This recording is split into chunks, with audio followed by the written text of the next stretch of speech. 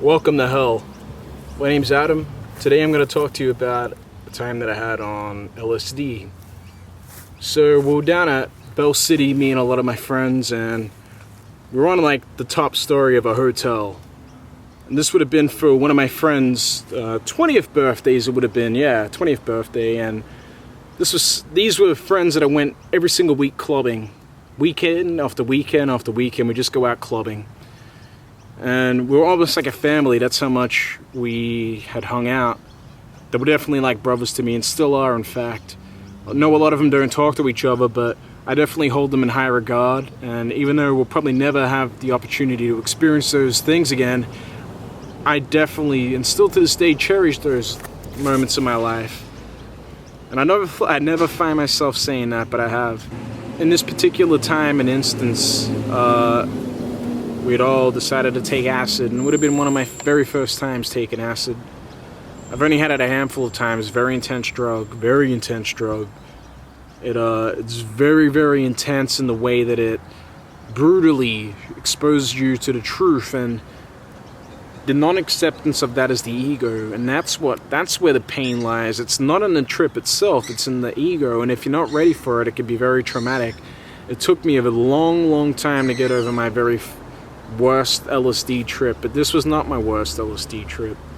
So this, after everyone fell asleep, the LSD started kicking in, and I was by myself in the room, and there was this, it was like a corner suite.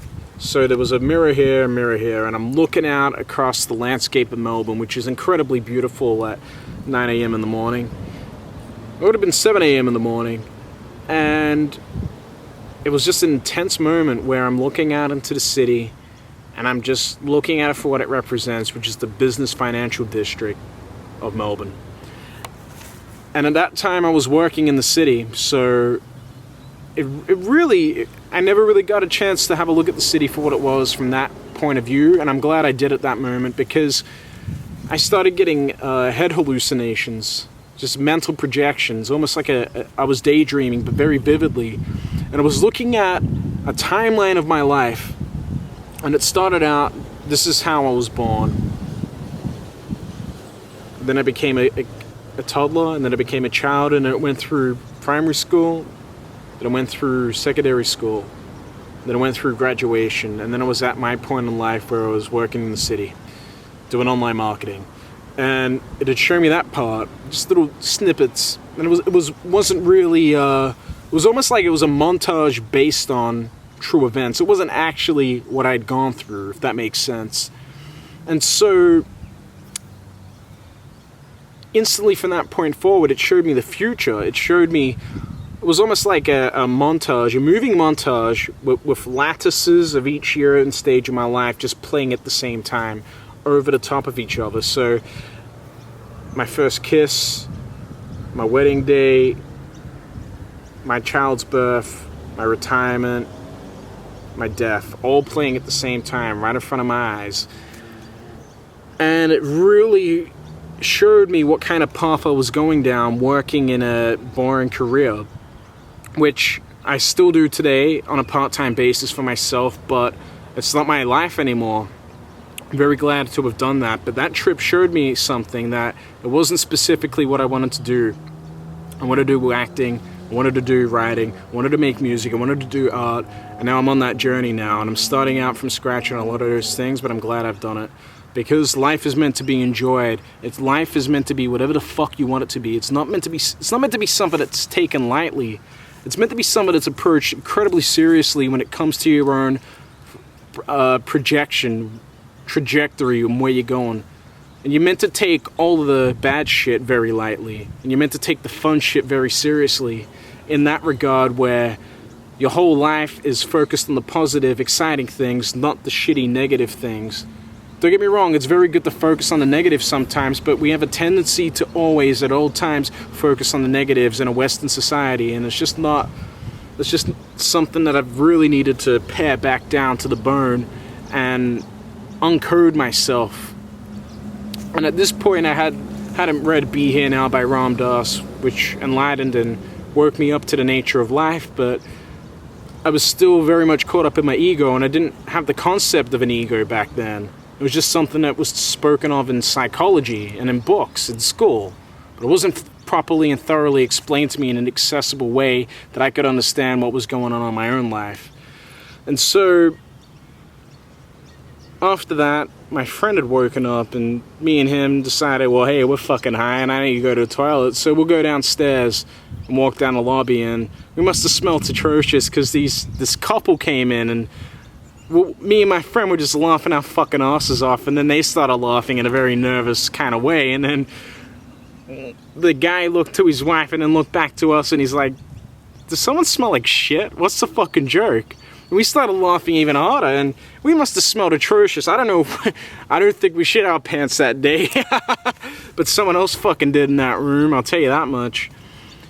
And so I go to the toilet, I relieve myself, and then I realize how much of a joke life is. Like, the very fact that that guy was probably more scared of us than we were of him, and the other way around as well at some point in there. It was just crazy. LSD is a wonderful experience to have, but that is very temperamental in terms of set and setting. You don't want to be around people in a very joking mood unless you have a strong fortitude and you're naturally a joking kind of guy yourself. And it has the ability to fry and cook you, and you really need to be around people who can walk you through it if you're inexperienced, because they'll tell you how to ride the waves and let go of all your bullshit that'll stop you from enjoying it to its fullest. I honestly believe that I'm over LSD in terms of what it can offer me, but I say that from a place that dimethyltryptamine is more the frequency that I want to tap into.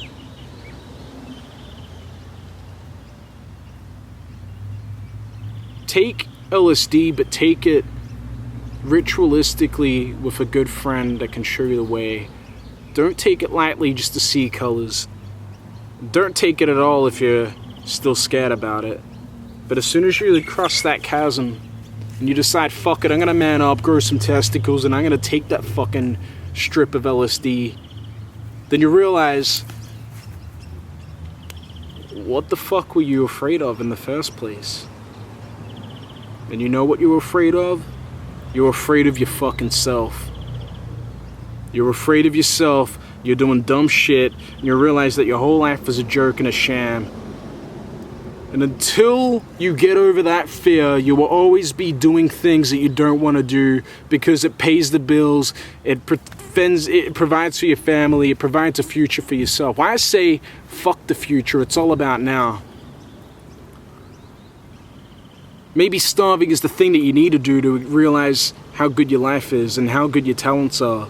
Maybe that's what you need to do.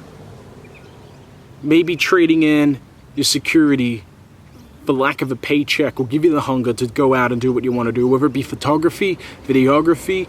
If you want to be a lawyer and you're 28 and you've never gone to law school, now's the time to fucking start if that's truly what you want to do.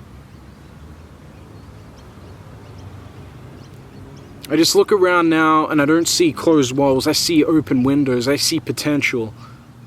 I see projects that I want to film and I want to explore into. And I see people that I want to speak to and I want to have real in-depth conversations to, because I realize time is short and it's running out on this frequency that we're operating on, you know. Time is an illusion. And it's the ultimate form of ego that we count the time, because all it is just a unit that we measure objects moving by.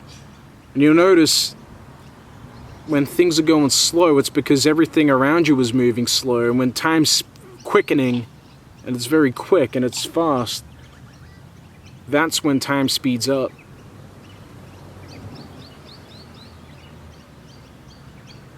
And if you're anxious about deadlines, then what you need to do is you need to take yourself into the fucking heart of a forest, get lost for 2 or 3 days with some experienced friends who are good at camping. Not by yourself, you motherfucker.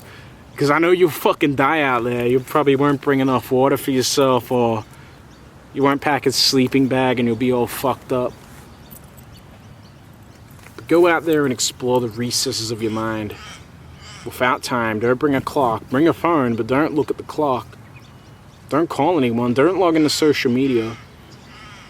And you'll find that your whole life resets in that instant. And that's a good thing, because you need it.